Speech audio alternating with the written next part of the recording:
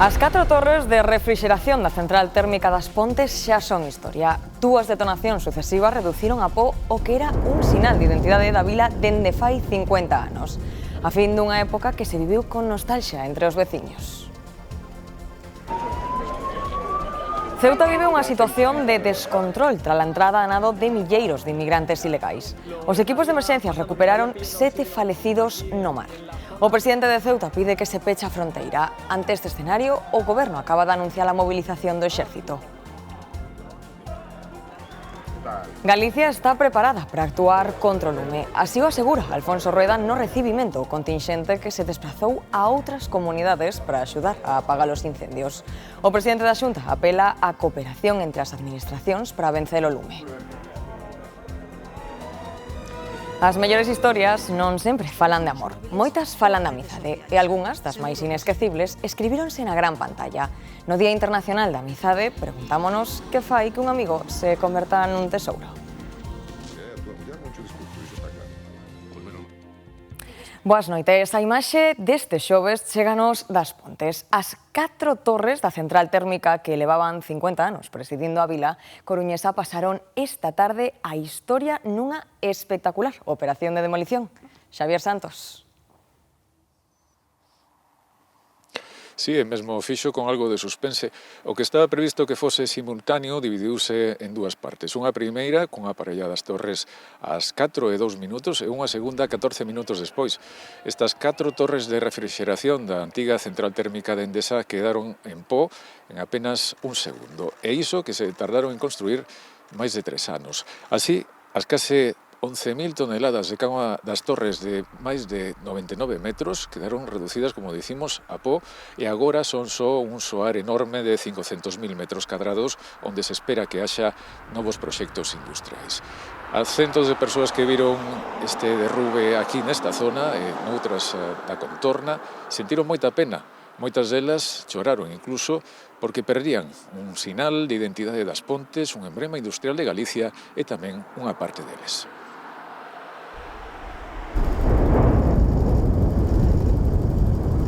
É unha imaxe que marca a fin dunha época. Ás 4 da tarde a dinamita afundía dúas das torres de refrixeración da antiga térmica das Pontes. 14 minutos despois, seguían o mesmo camiño as súas dúas compañeiras, 4 colosos de formigón armado de 99 metros de alto e 11.000 toneladas, cos que desaparece un dos perfís máis icónicos da historia da industria galega. Nas Pontes ninguén quixo perder o acontecemento. É máis, veño preparado cunha cámara así, cun tal. Entre opinións para todos os gustos predominaba a dunha certa nostalgia. Las ves caer y es como si cayera tu vida entera, te lo juro. No sé, me queda muy mal cuerpo. Y cuando veníamos por ahí por la carretera, yo ya decía, mira, ya estamos en casa, porque ya veías la chimenea y las torres y ya estabas en casa. Apenas sempre está aí que tiren o que foi parte da túa vida. Da miña foi toda, eu nací as torres aí e dame mágoa que as tiren. As 4 torres levaban en pé desde 1976, emblema do que chegou a ser un dos principais complexos eléctricos de España. Pero a queima do carbón deixou de ser hai tempo motivo de orgullo. Hai 3 anos a térmica pechou para sempre. A súa cheminea permanece, á espera de que a Xunta decida se a designa ben de interese cultural. Pero os seus 4 escoltas xa só se erguen nos libros de historia. Situación de máxima alerta en Ceuta. A entrada de milleiros de migrantes na cidade nas últimas horas desbordou os servizos de emerxencias que recuperaron 7 persoas falecidas no mar. Unha avalancha de centos de persoas cruzou a fronteira terrestre de Ceuta nas últimas horas. No paseo marítimo a multitude aínda era maior. Son inmigrantes moi novos e maioritariamente homes, aínda que tamén se ven mulleres, menores de idade e familias enteiras. Todos á carreira e amosando a súa ledicia por entrar en España. A maioría ven a pé desde a cidade de Castillejos e ao chegar ao posto fronteirizo rodean o espigón da praia do Tarajal. Pero a entrada masiva de persoas foi por mar. Uns con traxe de neopreno, algúns con aletas e moitos axudándose de flotadores. ¿Cuántas horas llevas en el mar? Más de 4 horas. Yo, 2 horas. 2 horas. Sí. mi hermano pequeño. Bien, bien. ¿Tú estás bien? Estás bien. Vale. Muchas gracias. Non todos tiveron a súa sorte. Os servizos de emerxencias atenderon mozos con síntomas de hipotermia. Outros chegaron feridos ou simplemente exaustos polo esforzo. Algunhas fontes calculan que unhas 3.000 persoas puideron entrar en Ceuta nas últimas horas. As imaxes recordan o episodio de hai 5 anos, cando foran 10.000 inmigrantes os que cruzaran a fronteira. Os gobernos de España e Marrocos xa anunciaron que van adoptar medidas para expulsar todos aqueles que entraran en Ceuta de xeito descontrolado. Ante esta situación, a Garda Civil viuse superada e só puido ocuparse de atender os feridos. A Asamblea de Ceuta realizou unha declaración institucional na que lle pide, por unanimidade ao Goberno Central, declarar a emerxencia nacional, mobilizar o exército e pechar a fronteira. La declaración de emergencia nacional al amparo de lo previsto en la normativa sobre seguridad nacional. 2. El refuerzo de los cuerpos y fuerzas de seguridad del Estado y el despliegue del Ejército para garantizar la inviolabilidad de la frontera y la seguridad ciudadana. 3. El cierre de la mencionada frontera. O Goberno afirmou que non pode declarar a emerxencia nacional en Ceuta porque non o contempla o sistema de protección civil, pero mobilizou o exército para facer fronte á crise. Mañá viaxan a Ceuta o presidente Pedro Sánchez e o ministro do Interior, Grande Marlaska. En Marrocos observan este feito no medio das celebracións con motivo da Festa do Trono. Celebran o aniversario da subida de Mohamed VI e o rei preside as celebracións. Nun discurso televisado fixo referencia á estabilidade política como unha forza estratégica fronte ao resto de países. A celebración da monarquía alauita tamén lle permite ao monarca exercer medidas de graza. Mohamed VI indultou 1.800 presos que volven recuperar a súa liberdade. Galicia dá por controlados incendios forestais de Ourol e Monfero. O de Ourol foi o último en entrar nesta situación a primeira hora da tarde tras queimar 30 hectáreas. As mesmas que arrasou o incendio forestal declarado en Monfero e que pasara a Guitiriz. O incendio de Taboada acaba de quedar extinguido despois de afectar 46 hectáreas. Controlado, o incendio que alertou esta tarde cunha gran columna de fume a cidade da Coruña. Foi na Rañas, unha zona verde entre a zona do centro comercial de Marineda e o polígono industrial de Pocomaco. A proximidade a vivendas e liñas de electricidade obrigou a actuar moi rápido por terra e por aire cun helicóptero e efectivos de medio rural xunto a brigadas e bombeiros de Grela. A Garda Civil detivo un home de 48 anos como presunto autor dunha cadea de incendios forestais en Meaño. Puideron producirse de xeito intencionado nunha área de elevada afluencia turística durante xullo e agosto do ano pasado. Un novo incendio o pasado xuño foi clave para que os investigadores deran por resolto o caso e prenderan o home.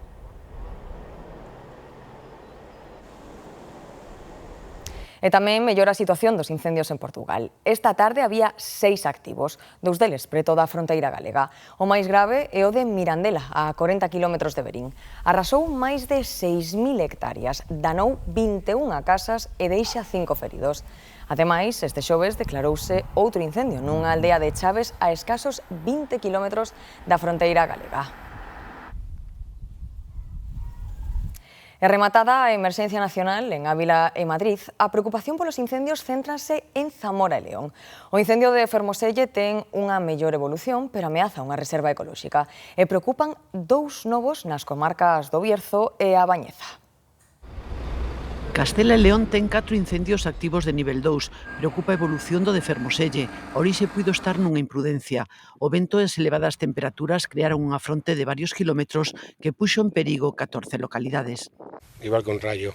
Está ahora aquí, salta una encina, una rama y te avanza 10 o 20 metros. Están metidos en el barranco y la extinción es más complicada porque los medios terrestres no pueden entrar a rematar. Na provincia de León preocupan 2 novos incendios, un no Bierzo, o máis próximo a Galicia, e outro na Bañeza.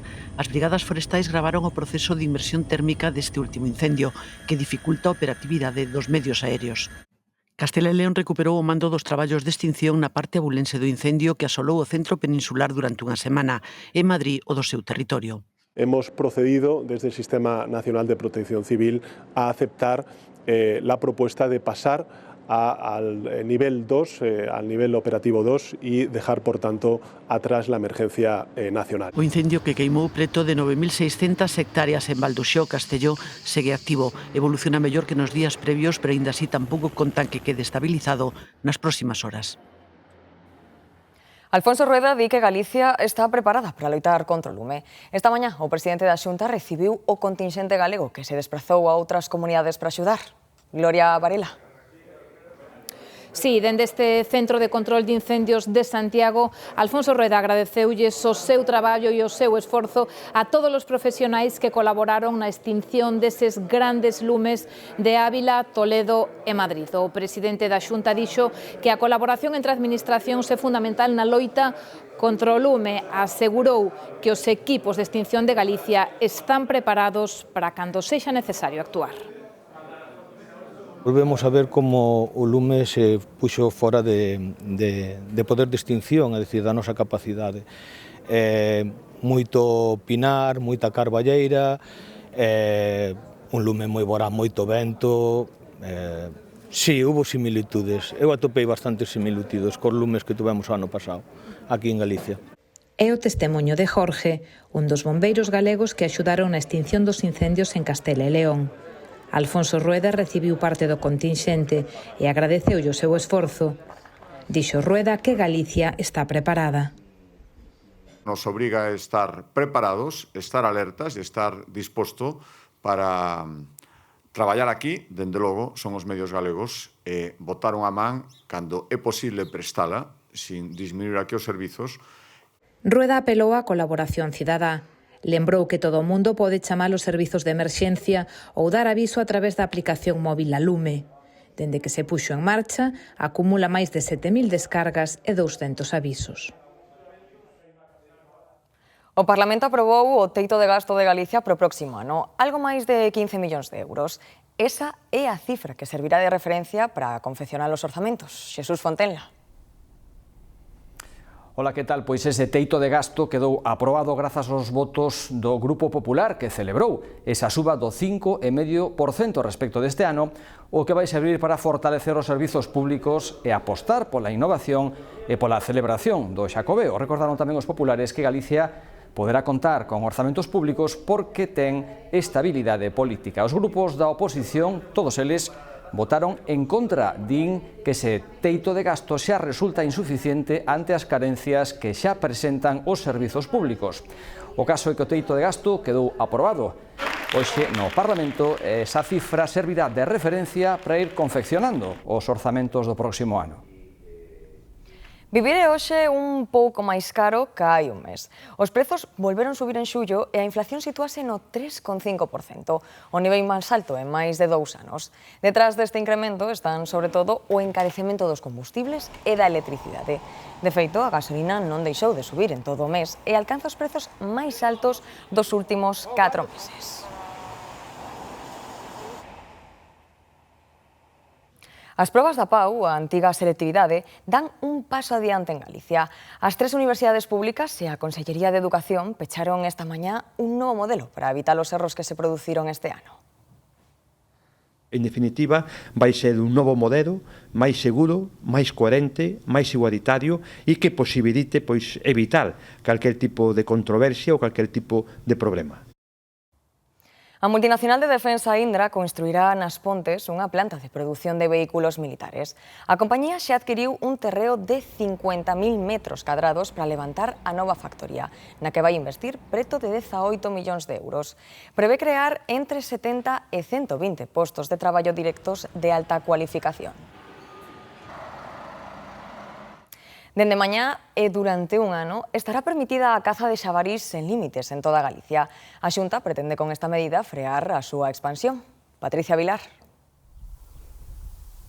Sí, o Goberno galego declarou a emerxencia cinexética en todo o país, o que significa que dende mañá e durante todo un ano estará permitida a caza libre deste animal en todo o país. É a sexta vez que a Xunta recorre unha medida excepcional como esta, pero é a primeira vez que se aplica a todo o territorio, a todo o país e por un período de tempo tan amplo. Xustifican esta medida na necesidade de controlar a poboación duns animais que provocan danos tanto nos cultivos como unha enorme sinistralidade viaria. Unións Agrarias calcula en 12 millóns de euros as perdas provocadas na agricultura polo xabarín e o ano pasado estes animais provocaron 11 accidentes de tráfico cada día.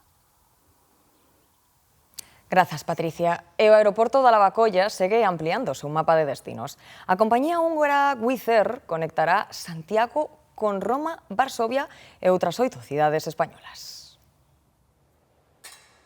1 millón de prazas novas e 10 destinos directos de golpe. É a gran aposta que fai Wizz Air por Santiago, convertelo na súa nova base de operacións en España, xunto con Madrid e Valencia.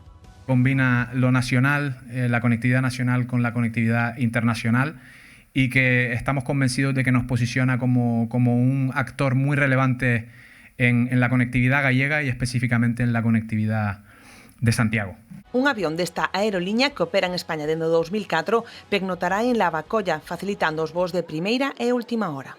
Máis postos de traballo e tamén máis posibilidades de conexións a primeira e a última hora do día, que son, sin lugar a dúbida, as máis demandadas. Que se poden conseguir grandes logros cando todos empurran nunha mesma dirección e cando todos colaboran, non? Wizz Air conectará Galicia con destinos como Canarias, Madrid, Málaga, Bilbao, Varsovia ou Roma, sumando 5 novos aeroportos á súa rede. Más viajero y a que la gente se animen a viajar a otro sitio. Bienvenido sea, ¿no? Hai moitas líneas, hai que pagar máis cartos.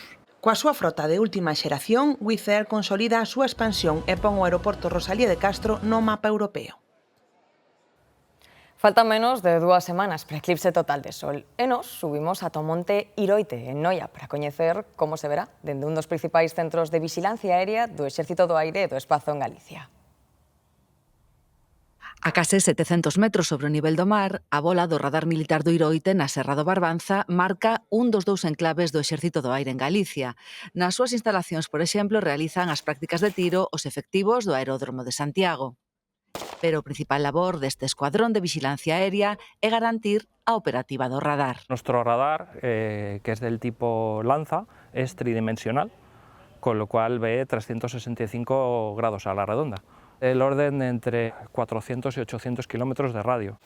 Antes de subir, visitamos o almacén de repostos ou vemos os 4 grupos electróxenos que garantirían o funcionamento desta infraestructura mesmo cun apagón eléctrico moi prolongado. Tenemos una caseta radio también donde incluso compartimos algún equipo con AEMET.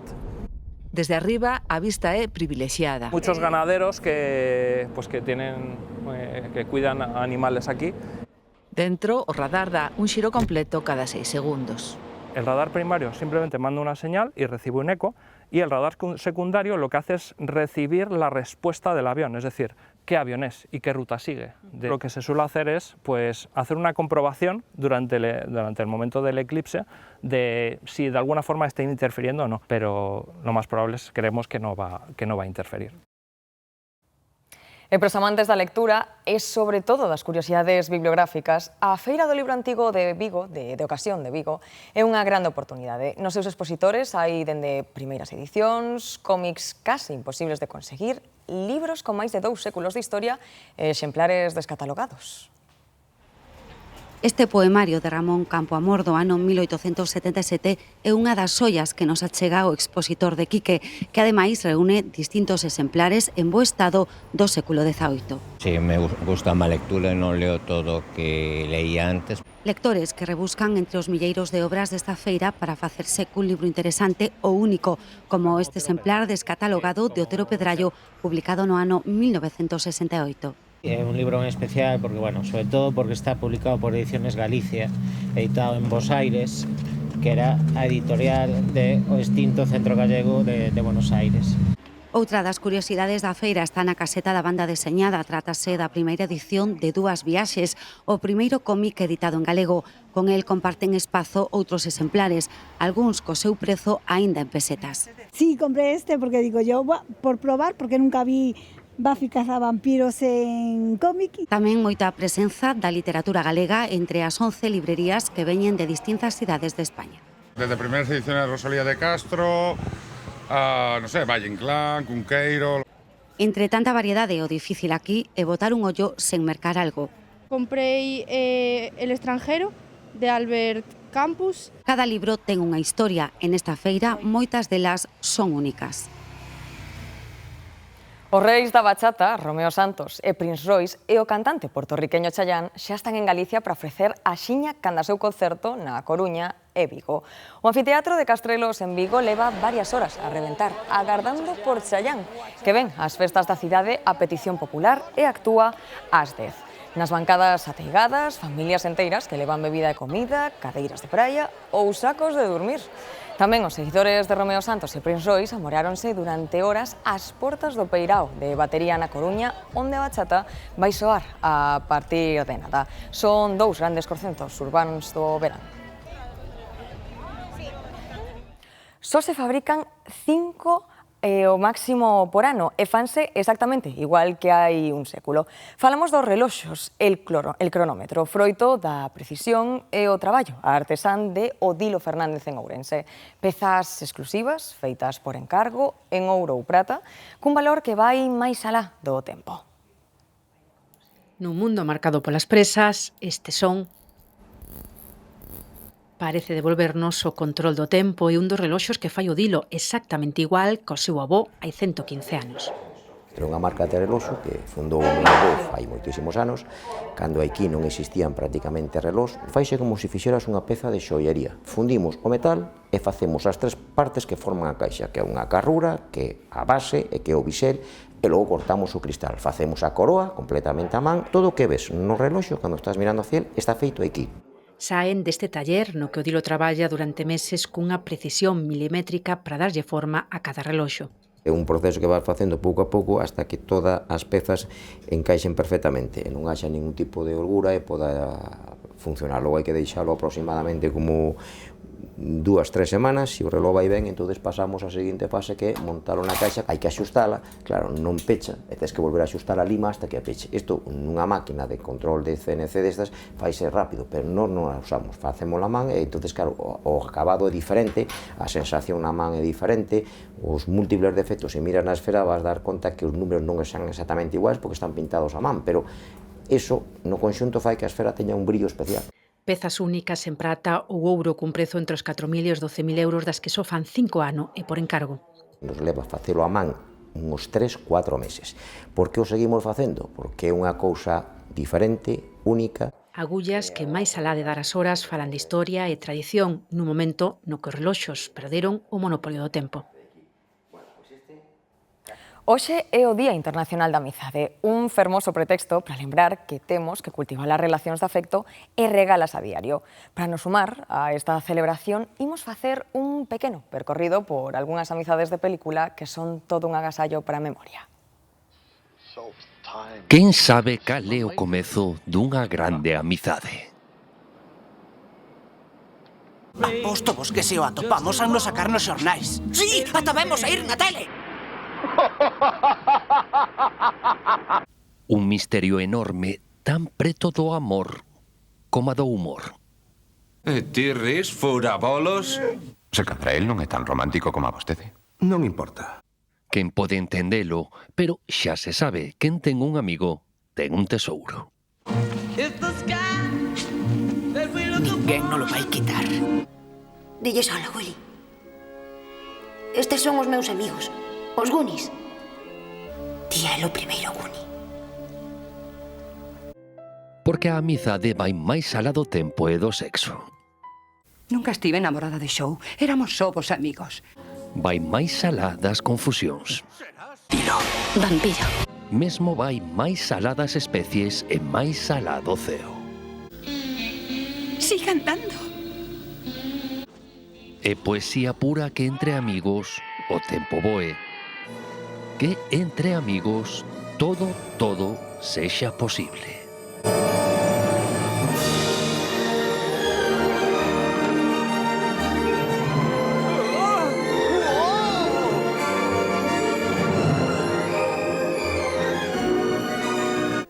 Canto tempo levades aí mirando? Tempo abondo, Mikey. Tempo abondo. Sospeito que baixo esa cínica cuncha. Vostede é un romántico. Ría se quere. Pero quen sabe cal é o comezo dunha grande amizade.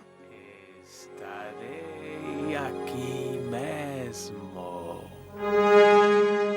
Todos lembramos esa amizade que nos cambiou a vida. Ben, así despedimos este telexornal. Moitas grazas por estar un día máis con nós. Ata mañá.